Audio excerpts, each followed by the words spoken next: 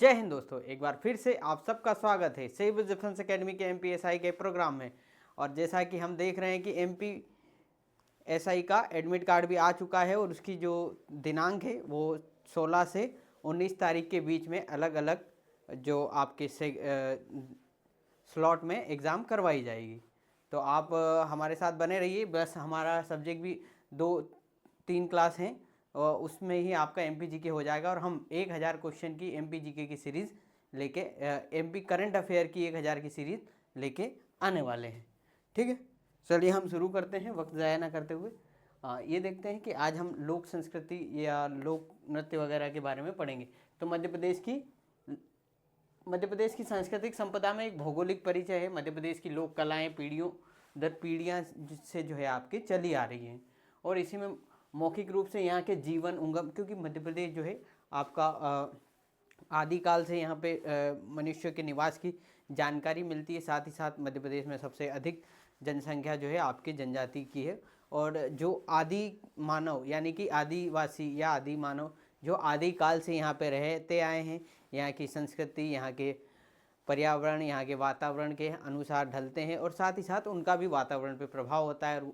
जो पूरी एक कहें कि एक इकोसिस्टम या कि समाज, जाति या आपका पूरा जो सामाजिक कल्चर या सामाजिक व्यवस्था जो बनती है उस सब में इनकी भागीदारी होती है। अब जैसे कि मध्य प्रदेश में बुंदेलखंड है, मालवा है, बघेलखंड है, निमाड़ है, ये पूरा ये बघेलखंड का क्षेत्र, ये पूरा महाकौशल का क्षेत्र वगैरह आपका पड़ता है।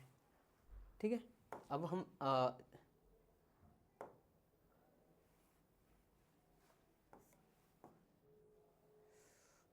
चलिए हम फटाफट से करते हैं कि यहाँ पे संगीत नृत्य वगैरह निमाड़, मालवा, बुंदेलखंड, बघेल, अलग अलग अंचल में अलग अलग बोलियाँ, भाषाएं, नृत्य, लोक नाट्य वगैरह होते हैं। उन्हीं के बारे में हम पढ़ते हैं क्योंकि हमेशा हर क्षेत्र के अपने लोक गाथाएँ, गीत, वहाँ की अलग अलग परंपराएं वगैरह होती हैं, उनके बारे में हम पढ़ते हैं। तो निमाड़ के हम करें तो यहाँ पे आस्था उत्सव की भूमि है। यहाँ पे सबसे प्रमुख अगर आपने सुना हो तो संत सिंगा जी के बारे में सुना जाता है। संत सिंगा जी जो है कि एक यहाँ पे एक समय पे एक जो है कि गुरु थे, जो कि एक सिद्धि प्राप्त गुरु थे। उनके उस क्षेत्र में प्रभाव वगैरह या उनके जो सामाजिक जीवन में बदलाव या लोगों के सुधार या उत्थान में जो उनके कार्य हैं उसको जो है आपके उन्होंने संगीत के माध्यम से या जो समाज में परिवर्तन की कोशिश की, जो उत्थान की कोशिश की, उसके बारे में भी हम चर्चा करेंगे। कलगी तुर्रा जो है, एक्चुअली में कलगी तुर्रा क्या है, एक संवाद का, जैसे जो कव्वाली वगैरह जो आपने कभी सुनी हो तो उसी टाइप का एक होता है। उसमें संवाद होता है गानों के माध्यम से, पद्य के माध्यम से। लोकगीत गायन शैली है जिसमें 2 अखाड़े होते हैं, कलगी और तुर्रा। और इसमें जो है आपके तुर्रा यानी कि शिव और शक्ति यानी कि कलगी या देवी की श्रेष्ठता आधारित सवाल जवाब की शैली आपकी होती है। चंग की थाप पर ये जो गाया जाता है। फिर निर्गुणिया गायन है। निर्गुणिया गायन मुख्यतः ये जोड़ा जाता है आपके कबीर से। कबीर संप्रदाय के लोगों को जो है निर्गुण भक्ति धारा के, यानी जो कि आपका ईश्वर, जो ईश्वर की मूर्ति पूजा है, मूर्त में नहीं, अमूर्त ईश्वर को अमूर्त मानकर उनकी पूजा करते हैं, उन्हें मानते हैं। जैसे कि कबीर है, मीरा है, रेदाज जैसे संतों के पदों के गायन या नारदी भजन भी कहते हैं। एक तारा, खड़ताल, ये जो आपके ये हैं, ये जो वाद्य यंत्र है। ठीक है, एक तारा, खड़ताल है, झांग, मृदंग। फिर संत सिंगा जी की बात आती है तो आपके जो 15वीं सदी में जो है निर्गुण संत संगीत आध्यात्मिक पदों का गायन किया और इन्होंने निमाड़ और मालवा में अत्यंत लोकप्रिय है। वही है निर्गुण धारा का जो अर्थ है। एक सगुण धारा होती है जो ईश्वर को मूर्त रूप मानकर उन्हीं की पूजा करती है और उन्हीं की पूजा में जो है आपका कि वो कहते हैं कि भगवान की पूजा करने से हमें मोक्ष मिलेगा या हमें ज्ञान वगैरह की प्राप्ति होगी। और निर्गुण भक्ति विचारधारा के लोग जो होते हैं वो मुख्यतः मूर्ति पूजा वगैरह में विश्वास न कर लोगों के उत्थान या कल्याण के कार्य के माध्यम से अपने जो है कि आत्म ध्यान या आप कहें कि जो कैवल्य जो आपके जैनों में कहा जाता है या शांति या ज्ञान की प्राप्ति इससे होती है, वो निर्गुण से। यह एक विशिष्ट गायन शैली है जो शक्ति भाव को परिपूर्ण। फिर फाग गायन होता है। ये होली के समय पे मुख्यतः होली को फाग भी बोलते ही हैं। होली के अवसरों पर पुरुषों के द्वारा ऊंचे स्वर में गाया जाने वाला सामूहिक गायन या जो कृष्ण और राधा पर केंद्रित होता है। फिर निमाड़ में जो है कि लोक नृत्य या लोक परंपरा की हम बात करें तो गणगौर नृत्य होता है। गणगौर नृत्य जो होता है चैत्र माह में गणगौर पर्व किया जाता है पारंपरिक। इसमें दो रूप होते हैं, झालरिया और झोला। ठीक है, झालरिया और झेला, ये झोला नहीं झेला। महिलाओं और पुरुष अलग अलग समूह में नृत्य करते हैं और ढोल और थाली जो इसकी वाद्य यंत्र होती है। फिर काठी नृत्य होता है, पार्वती की तपस्या से संबंधित मातृ पूजा नृत्य है। इसमें नर्तकों को वेशभूषाओं जिसमें बाना कहते हैं और अत्यंत ही कल्पनाशील होते हैं, और इसमें जो वाद्य यंत्र होता है वो आपका ढाक होता है। इसके बाद अन्य नृत्य है, फफेरिया है, मादल्य है या आड़ा खड़ा नाच होता है, ये भी है विवाह के अवसर पर किए जाते हैं। फिर लोकनाट्य में आपका गुम्मत है। गुम्मत जो है निमाड़ की पारंपरिक लोकनाट्य मनोरंजन की आपकी प्रमुख साधन है। यह नवरात्रि, होली या गणगौर के पर्व पर आयोजित किया जाता है। ठीक है, चलिए आगे देखते हैं। ये रिवीजन है, उसके बाद हम फिर इसी आधारित प्रश्न करेंगे जो हमारे मध्य प्रदेश की एसआई परीक्षा है, मध्य प्रदेश की विभिन्न परीक्षाओं में आए हुए प्रश्न हैं। लोक संगीत की विरासत, भरथरी गायन जो होता है ये नाथ संप्रदाय के लोग जो है चिंकारा वाद्य से, राजा भरथरी जो उज्जैन के एक राजा थे, भरथरी गुफाएं भी उज्जैन में आपकी होती हैं, तो गोपी चंद की कथाओं का गायन किया जाता है। अब इसमें चिंकारा है, नारियल की चट्टी, बांस या घोड़े के बालों से निर्मित होता है चिंकारा जो होता है वो आपने देखा होगा कि जो बजाया जाता है। उसके बाद एक संध्या नृत्य होता है, ये पितृपक्ष के समय में जो कुंवारी लड़कियां होती हैं उनके द्वारा जो दीवार पे पेंटिंग बनाई जाती है वो भी गोबर से, उसे संध्या नृत्य कहते हैं। पारंपरिक गीत, और इसमें जो है कि संध्या के गीत भी गाए जाते हैं और उनके व्रत वगैरह भी रखे जाते हैं। इसी में वाद्य यंत्र में प्रयोग, इसमें वाद्य यंत्र का कोई प्रयोग नहीं होता है। गोबर या फूलों से संध्या की आकृति सजाई जाती है और शाम को उसकी पूजा की जाती है, ये कंटिन्यूसली किया जाता है। और अब जैसे कि अब ये इस तरीके से बनाई जाती हैं और गाने मतलब गीत गाए जाते हैं। हम बचपन में थे तो हमने भी अपने क्षेत्र में इसको सबको सुना है। फिर एक बरसाती वार्ता, एक्चुअली में बरसाती वार्ता जो बारिश में वगैरह में जो लोग खेतों में वगैरह में काम करते हैं या जा रहे होते हैं तो वो अकेलेपन को महसूस न करें, इसके लिए बरसाती वार्ताएं गाई जाती है। बरसाती वार्ता के समय गाया जाने वाला ऋतु कथा गीत है। एक बरसाती वार्ता होती है जिसमें गणेश जी की जो कहानियाँ गाई जाती वो भी इसी समय में, किस समय पे, आपके पितृपक्ष के समय में जो होती हैं वो भी होती हैं जो मालवा क्षेत्र में। हिंड गायन होता है, सावन के महीनों में अहीर के द्वारा जो गाया होता है। इसमें कृषि और संस्कृति के अभिन्न अंग और प्रतिस्पर्धा का भाव होता है। फिर आपके मालवा में जो है लोक नृत्य या नृत्य में आपके मटकी आपने सुना होगा अगर आप मालवा क्षेत्र से संबंधित है तो। मालवा की एक पारंपरिक महिला प्रधान नृत्य है मटकी। ढोल की जो है कि ढोल बजाया जाता है तो उसमें जो एक मटकी वाला सॉन्ग अलग आता है उस अवसरों पर, और इसी नृत्य को फिर मटकी कहा जाता है। ये देखिए ये जो है ये मटकी का नृत्य कर रही हैं। ढोल की एक खास लय होती है जिसमें मटकी होती है और महिलाएं घूंघट डाले नृत्य करती हैं। आड़ा खड़ा नाच होता है, रजवाड़ी नाच होता है। ये मुख्यतः कुछ जो आपके सॉन्ग होंगे या कुछ नृत्य होंगे वो मालवा या निमाड़ में मिक्स होते हैं, क्योंकि कुछ क्षेत्र ऐसे हैं जैसे इंदौर को आप मालवा निमाड़ दोनों में कुछ एक क्षेत्र आ जाते हैं, तो इस प्रकार से मालवा और निमाड़ का क्षेत्र मिलता जुलता है। विवाह के अवसर पर ढोल की पारंपरिक कहरवा और दादरा या दादर तालों में किया जाने वाला एक नृत्य है। फिर माच जो है मध्य प्रदेश का राजकीय लोक नाट्य है। ठीक है, लोक नाट्य एक्चुअली में जो नाच जो अच्छा इसमें ये संस्कृत शब्द से के मंच से आया, इसका उद्गम उज्जैनी भूमि में माना जाता है। इसके प्रवर्तक जो है गुरु या उस्ताद कहते हैं। गुरु गोपाल जी और बाल मुकुंद जी या राधा किशन जी या कालू राम जी ने इस परंपरा को समृद्ध किया। यह मालवा का सबसे लोकप्रिय और प्रतिनिधि लोकनाट्य है।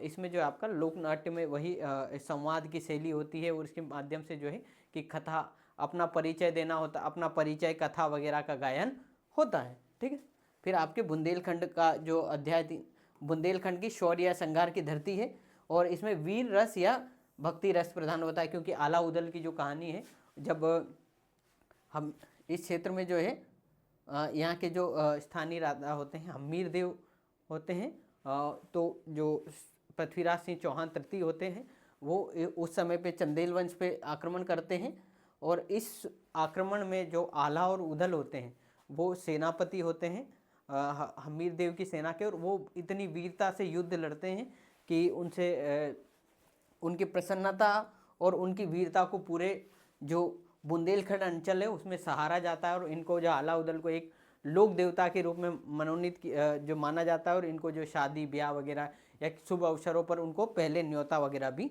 दिया जाता है। विश्व के सबसे लंबी और सबसे लंबी गाथाओं में से एक है। इसमें लोकप्रिय जगनिक, हाँ इसे जगनिक ने लिखा है, द्वारा रचित आला उदल में 52 लड़ाइयों का शौर्यपूर्ण वर्णन है। वीर रस प्रधान काव्य है जिसे ऊंचे स्वरों में गाया जाता है।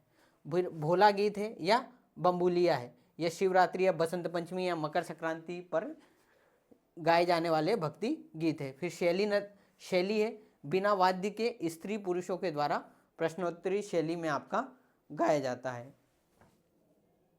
शायद आपको दिख कम रहा होगा, चलिए इसको अगली बार से मैं इसको और बड़े यानी कि बड़े शब्दों में बनाने की कोशिश करूँगा। फिर एक मांडलिया है, यह चैत्र या कलार्क में जो है सप्तम या बागी जैसे क्षेत्रों में किया जाता मांडली है। फिर देवारी गायन है, ये दीपावली के अवसर पर किया जाता है बरेदी या घोसी जातियों के द्वारा। और दोहा केंद्रित है। दोहा एक होता है गद्य और पद्य, तो जो आपका पद्य होता है जिसमें हम दोहा वगैरह जो यूज होते हैं वो पद्य में होते हैं, और जो सारांश या जो एक लिखित कहानी वगैरह जो है वो गद्यांश में होता है या गद्य में होता है। जगदेव का पुआरा, यह चैत्र या कुंवार मास में देवी की स्तुति में गाया जाने वाला एक लंबा आख्यान है। ठीक है, ये पूरा बुंदेलखंड क्षेत्र में होता है। ठीक, ये फिर बुंदेलखंड में आपका गीत या हास्य संगम भी होते हैं, जैसे कि राई नृत्य जो होता है मध्य प्रदेश का, जो राई नृत्य जो है मध्य प्रदेश का राजकीय नृत्य है, और राजकीय जो लोक नाट्य है वो आपका माच है। तो बुंदेलखंड में सबसे लोकप्रिय और प्रतिष्ठित है ये जो है कि विशेष समय पे किया जाता है। ये मृदंग की ताल पर ये जो है नृत्य के बीच स्वांग के माध्यम से हास्य व्यंग्य प्रस्तुत किया जाता है। इसके बाद हम आते हैं कि एक सेरा नृत्य होता है। एक सेला नृत्य जो होता है वो बेगा जनजाति के द्वारा किया जाता है, और ये सेरा नृत्य ये भादो या श्रावण भादो में किया जाने वाला पुरुष प्रधान नृत्य है। कौन सा है ये आपका पुरुष प्रधान नृत्य है, और ये कृष्ण लीलाओं से संबंधित है। फिर आपका बधाई नृत्य आता है, ये भी सगाई विवाह के में खुशी के अवसरों पर स्त्री पुरुषों के द्वारा किया जाने वाला एक सामूहिक नृत्य है। फिर आपका लोक नाट्य की बात करें तो स्वांग है। स्वांग जो है राय नृत्य के बीच में किया जाने वाला एक 20 से 25 मिनट का आपका हास्य नाट्य है। ठीक है, इसमें किसी प्रसिद्ध व्यक्ति की घटना या नकल की जाती है, और धतूरा खान या स्वांग या भूरी भैंस प्रसिद्ध स्वांग है। स्वांग जो है एक प्रकार का हास्य नृत्य वगैरह है, लोक नाट्य है, जिसमें भाषा के माध्यम से लोगों को हंसाने का कार्य उसमें होता है। फिर बघेलखंड की बात करें, मौलिक परंपराओं का क्षेत्र है। अनूठी लोक गायन परंपरा बघेलखंड की होती है। फिर बसदेहा गायन जो होता है बघेलखंड का एक पारंपरिक गायन, ये हरबोले जो होते हैं हरबोले अगर जो है कि गांव में एक गांव में प्राचीन काल में सूचना देने के लिए जो है एक व्यक्ति होता था, वो पेड़ पे चढ़ के जो आपका पूरे गांव में सूचना देता, तो वही परंपरा उसमें जो है कि वो गायन शैली में आपका सूचनाएं देता था, तो उसी को जो है आपके हरबोला कहा जाता था। और ये कृष्ण की मूर्ति या पीले वस्त्र धारण करते थे। मुख्य रूप से श्रवण कुमार की कथाओं का गायन है इसमें, समरण गायन इसमें वही है कि सूचना के साथ में जो गायन वगैरह शैली जो है इसमें गाई जाती थी। फिर विदेशिया गायन होता है, गढ़रिया तेली कोटवार जातियों में प्रचलित है। इसका राग लंबी और गंभीर होती है, और इसमें जंगल या सुनसान जगहों पे आपका जो है विदेशिया गायन गाया जाता है। फिर बिरहा गायन जो होता है किसी की याद में जो गाया जाने वाला होता है, वो गिरा खेत में या सुनसान जगहों पे जवाब में के रूप में गाया जाने वाला एक श्रृंगारपरक विरह गीत है। यह शैली सर्वथा मौलिक और माधुर्यपूर्ण होती है। फिर फाग गायन होता है। फाग गायन वही दिवाली होली के समय पर होता है। यह फाग परंपरा सबसे भिन्न और मौलिक है। यह नगाड़ों पर गाया जाता है, और इसमें गायन धीमी गति से शुरू होकर तेज और तीव्र बढ़ता जाता है। फिर बघेलखंड में जारी लोक नृत्य या लोक नाट्य की झांकी की बात करें तो बिरह या अहिराई गायन है। जो बिरह गायन वही है कि के साथ नृत्य भी किया जाता है। जब यह नृत्य अहीर लोग करते हैं तो उसे अहिराई कहा जाता है। और स्त्री पुरुष एक साथ नाचते हैं तो सवाल जवाब भी होता है। फिर कलसा लोक नृत्य, बारात की अगवानी में सिर पर कलश रखकर किया जाने वाला कलसा नृत्य होता है। एक राजस्थान में भी एक ऐसा नृत्य है जो एक जनजाति के द्वारा किया जाता है, वो भी इसी प्रकार से जो है आपका कलसा नृत्य, जो ऊपर मटकी रखकर उसमें आग लगाकर आपका जो है जो डांस किया जाता है। फिर नगाड़िया है, ढोल है, शहनाई से इसका। फिर लोकनाट्य जो है छाहूर, छाहूर जो है कि इम्पोर्टेंट है, इसको लोकनाट्य को आप ध्यान रखना, ये कौन का है, बघेलखंड का है। मूलतः कृषि जातियों का एक लोकनाट्य, इसमें मंच की आवश्यकता नहीं होती, यह गांव के चौराहे पर या आंगन में किया जाता है। पुरुष ही स्त्री की भूमिका निभाते हैं, ठीक है, छाहूर नृत्य में। चलिए ठीक है, आगे चलते हैं। आगे है कि ये एक, हाँ चलिए एक और चीज़ हम अच्छे से देखते हैं। एक कला या अनेक रूप में प्रदेश के लोकतांत्रिक लोक चित्र की परंपरा। तो निमाड़ में जो है आपका, निमाड़ में पर्व या त्योहारों पर से संबंधित भित्ति चित्र जो होते हैं मुख्यतः दीवार पर बनाए जाते हैं हाथों से, उनको भित्ति चित्र कहा जाता है।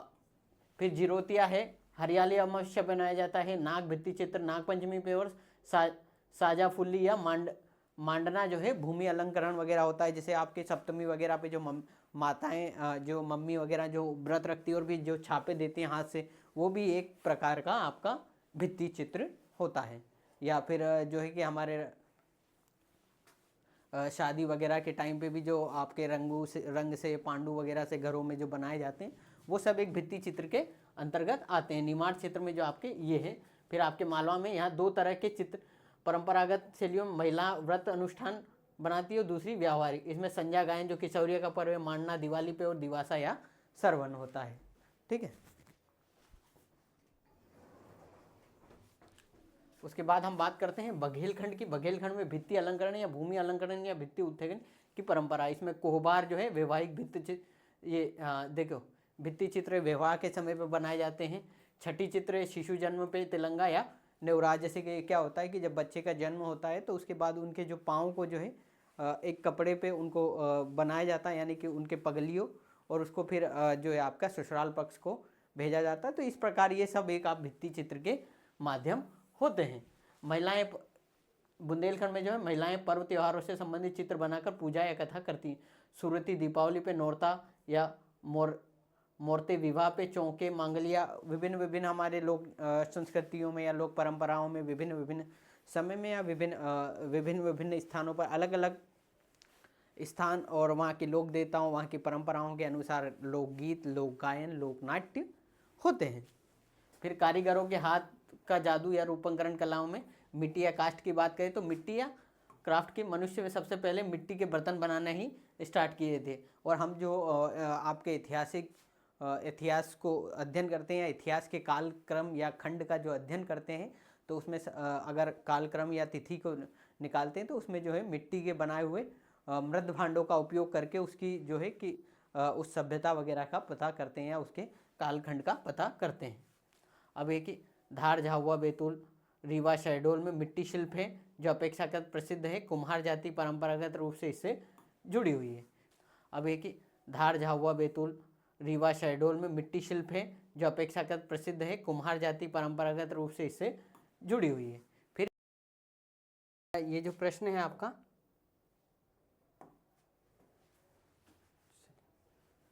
हमारा जो ये प्रश्न क्या है आपका कि मध्य प्रदेश में लोकनाट्य में एक विशिष्ट रूप से की जाने वाले मध्य प्रदेश के उत्तर पश्चिमी क्षेत्रों में या मालवांचल में प्रचलित है, ठीक है। और ये अभिनय विशेष के रूप में प्रस्तुत की जाती है। तो ये चरित्र के अभिनय से विशेष रूप में प्रस्तुत की जाती है। तो ये किस पे बेस्ड है? तो आपका श्री राम, श्री कृष्ण जी, या भगवान श्री गणेश, या भगवान शिव। तो इसका सही आंसर जो आपका श्री कृष्ण, भगवान श्री कृष्ण पे विभिन्न क्षेत्रों में विभिन्न इलाकों में अलग अलग तरीके से लोकनाट्य या लोकगीत जो है उन पर बनाए हैं, ठीक है। चलिए अगला प्रश्न देखते। चलिए क्या है प्रश्न कि मध्य प्रदेश के मालवा व अन्य अंचलों में कलगी तुरा की अभूतपूर्व प्रचलित लोकनाट्य रहा है, जिसमें तुर्रा और कलगी का किससे प्रतीक माना जाता है? तो किससे माना जाता है? शिव या शक्ति या भक्ति या संगीत या शिव या दानव या भक्ति या शक्ति। तो हमने जो है कि हमारी स्लाइड में पढ़ाई था कि इसका जो संबंध है वो है शिव और शक्ति से। शिव को जो तुर्रा कहा जाता है और जो शक्ति होती है माता शक्ति, उनका जो संबंध है आपका कलंगी कहा जाता है। ठीक है, चलिए अगले प्रश्न को हम देखते हैं। अगला प्रश्न है हमारा कि मध्य प्रदेश के निमाड़ क्षेत्र में कांठी एक सशक्त लोकनाट्य है जिसका मुख्य स्वरूप कैसा है? तो कैसा है? संगीत प्रधान, वाद्य प्रधान, नृत्य प्रधान या हास्य प्रधान? तो इसका जो आंसर है वो नृत्य प्रधान है। इसमें एक खास तरीके से ढोल का एक पैटर्न होता है, वो बजाया जाता है और ये मुख्यतः जो आपका मालवा और निमाड़ के क्षेत्र में होता है। ठीक है, फिर हमारा है कि मध्य प्रदेश के निमाड़ क्षेत्र में पूर्णतः महिला परक लोक प्रहसन कौन सा है? तो कौन सा है आपका? ठोठिया है। इसमें जो है केवल महिलाएं होती है और ये मुख्यतः क्या होता है कि जो बारात जाने वाली होती है, तो जब बारात जाती है तो उस समय पे जो दूल्हे पक्ष की ओर से जब बारात विदा होती है उस समय पे ये गाया जाता है महिलाओं के द्वारा मुख्यतः। ठीक है, चलिए फिर आपका कि मध्य प्रदेश के बघेलखंड क्षेत्र में कृष्ण लीला आधारित प्रमुख लोकनाट्य कौन सा है? तो नौटंकी है, जिंदवा है, हिंगाला है या मनसुखा है? तो इसका सही आंसर जो आपका मनसुखा है, जो कि कृष्ण भक्त लीला आधारित है, यानी कि भगवान कृष्ण की जो लीलाएं हैं उनके बारे में इसमें गाया जाता है या इसकी बात कहानियों के माध्यम से इसको प्रस्तुत किया जाता है।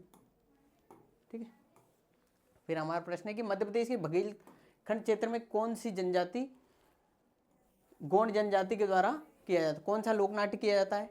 नाचा, हिंगला, छाऊर या नौटंकी? तो इसका सही आंसर है आपका हिंगला। हिंगला जो है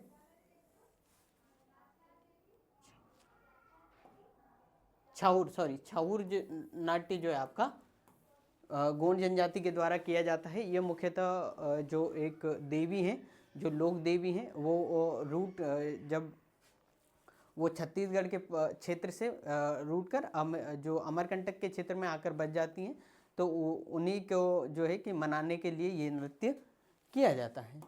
ठीक है, चलिए फिर क्या प्रश्न है आपका कि मध्य प्रदेश के हिंदी प्रदेशों में प्रथम रंगमंडल के रूप में भारत भारत भवन जो भोपाल में उसमें रंगमंडल की स्थापना कब की गई थी? 1 जुलाई 1981 को, 23 अगस्त 1982 को, 9 सितंबर 1981 को या 18 मई 1982 को? तो इसका सही आंसर जो है 1 जुलाई 1981 को जो है रंगमंडल की जो है स्थापना मध्य प्रदेश में की गई थी। ठीक,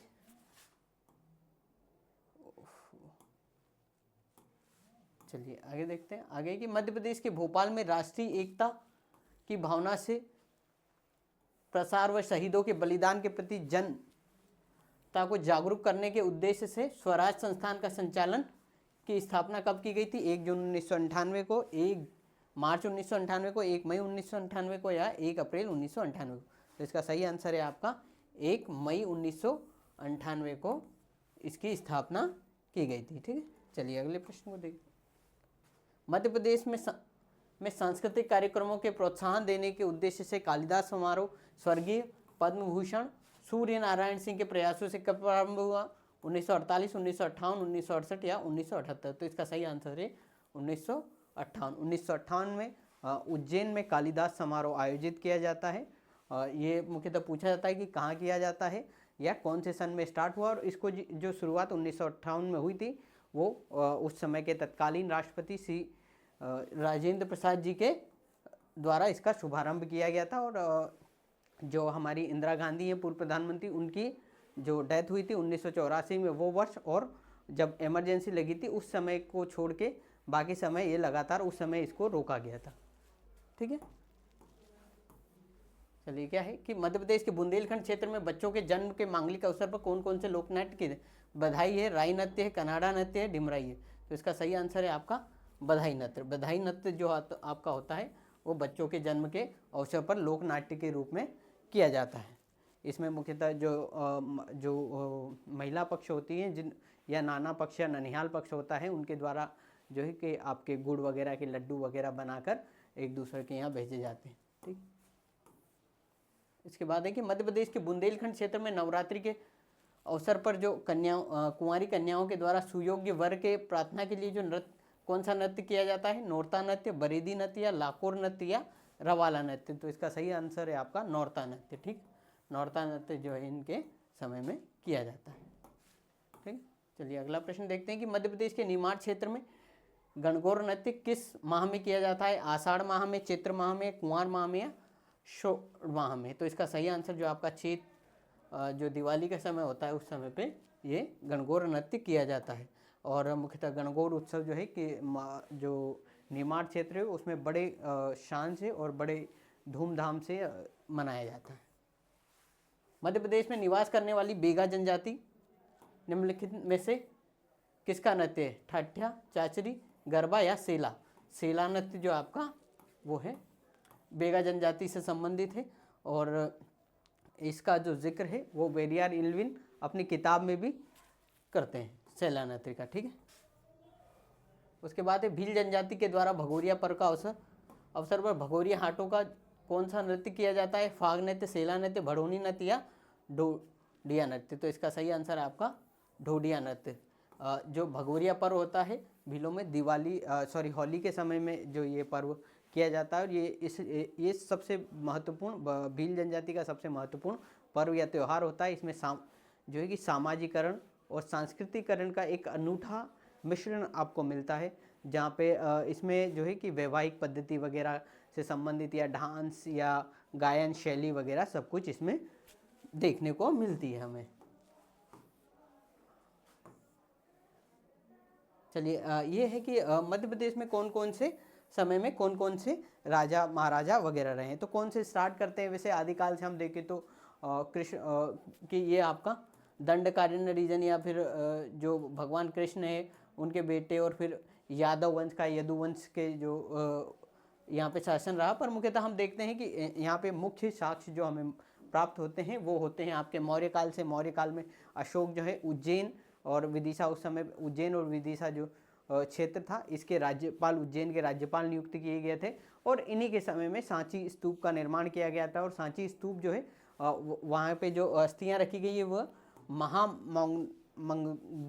महामोंगदलय की रखी गई है। वो भी इसमें किसमें रखी जाती है? ये इसमें अस्थियाँ रखी जाती है। और इसकी जो वेदिका हैं उनका निर्माण जो हुआ है वो शुंग काल में पुष्यमित्र शुंग के द्वारा हुआ है। इसी समय पे मध्य प्रदेश में विभिन्न समय में, जैसे उज्जैन में एक वैश्य टेकरी करके हैं, वहाँ उसका भी जो विकास हुआ था वो अशोक के काल में ही हुआ था। और जो अशोक जो थे उनकी जो पत्नी थी वो वैश्य थी, विदिशा के नगर से थी और उन्हीं ने जो है कि उनको प्रेरित किया इन सब के विकास के लिए। ठीक है, फिर हम देखते हैं कि शुंग डायनेस्टी में आपका बरहुत स्तूप की बात करते हैं। इसका जो निर्माण हुआ था वो आपका शुंग वंश के समय में हुआ था और सांची स्तूप की बाहरी दीवारों का भी निर्माण इसी समय में हुआ था। ये आपका द्वार है। ठीक है, उसके बाद गुप्त काल में सबसे महत्वपूर्ण है कि गुप्त काल के समय में मध्य प्रदेश में बाघ की गुफाओं का निर्माण हुआ। फिर भरतरी गुफाएं वगैरह, ये भरतरी गुफा या भरतरी राजा भरतरी से संबंधित है जो चंद्रगुप्त द्वितीय के बड़े भाई थे वह।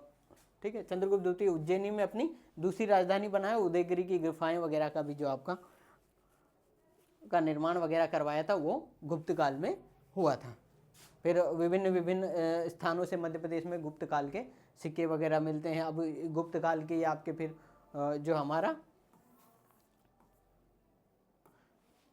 सती के जो साक्ष्य मिले हैं वो भी मध्य प्रदेश में मिले। फिर चंदेल वंश की बात आती है तो चंदेल वंश का सबसे मुख्य योगदान मध्य प्रदेश ये सांस्कृतिक स्थापत्य या सांस्कृतिक उत्कर्ष में सबसे महत्वपूर्ण योगदान जो है वो आपका खजुराहो के मंदिरों का निर्माण है। इसमें जो है कि राजा धंगदेव या जो राजा गंडदेव या विद्याधर वगैरह ने जो है सबसे महत्वपूर्ण निर्माण यहाँ के खजुराहो के मंदिरों का करवाया था, जो कि एक यूनेस्को की वर्ल्ड हेरिटेज साइट भी है। फिर आपके आते हैं परमार वंश। परमार वंश में राजा भोज की बात करें तो राजा भोज ने आपके भोजताल उज्जैन भोपाल में और साथ ही साथ धार वगैरह का क्षेत्र में उज्जैन क्षेत्र में इन्होंने जो कि राज्य किया और धार में भी इन्होंने किले वगैरह का जो निर्माण किया था। इन्हीं ने जो है कि धार में एक शिक्षा केंद्र की स्थापना भी की थी और उसको जो है फिर बाद में जब यहाँ पे मुस्लिम शासक आए एक मोहम्मद तुगलक करके, उन्होंने इसको जब जो मोहम्मद तुगलक वो थे, यहाँ राज्य में मध्य प्रदेश में एक मोहम्मद करके एक नए शासक आए थे मुस्लिम, उन्होंने इसको तोड़ दिया और फिर उसके बाद वहाँ पे मस्जिद बनाई गई और वहाँ पे देवी का मंदिर भी है। तो जो वर्तमान में वो एक विवादित विषय बना हुआ है जो कि सुप्रीम कोर्ट या हाई कोर्ट में पेंडिंग है। भोजशाला का निर्माण किया था, इसे भोजशाला कहते हैं। यही जो है आपका विवादित विषय बना हुआ है। ठीक है। फिर ये कलचुरी राजवंश की बात करते हैं तो कलचुरी राजवंश वर्तमान में हमारे जबलपुर के क्षेत्र में है और यहीं पे इसे हिंद का नेपोलियन भी जो कर्णदेव को कहा जाता है। और इन्होंने ही, कर्णदेव ने जो अमरकंटक है वहाँ पे कर्ण मंदिर वगैरह का जो निर्माण इन्हीं के समय में हुआ था। चंदेल वंश बुंदेलखंड से संबंधित है। परमार वंश मालवा या धार से, तोमर वंश ग्वालियर से है। ठीक है, चलिए आगे देखते हैं। चलिए आज की क्लास जो है हमारी यहीं पे समाप्त होती है। आपका बहुत बहुत शुक्रिया, धन्यवाद।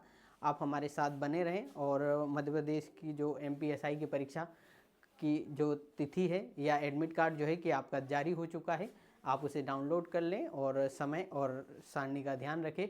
अब हम जो है कि एक करंट अफेयर सीरीज़ ला रहे हैं 1000 क्वेश्चंस की, जिसके माध्यम से आपका करंट अफेयर पूरा हो जाए, जो मुख्यतः जिससे कि आपको बाहर से कहीं पे भी करंट अफेयर वगैरह ना नहीं पढ़ना पड़े। ठीक है।